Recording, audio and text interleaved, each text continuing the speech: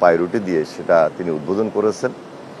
আগামী ২৭ তারিখ যশোরে খাল খনন কর্মসূচি তিনি উদ্বোধন করবেন এবং ২ মে সিলেটে খাল খনন কর্মসূচি উদ্বোধন করবেন।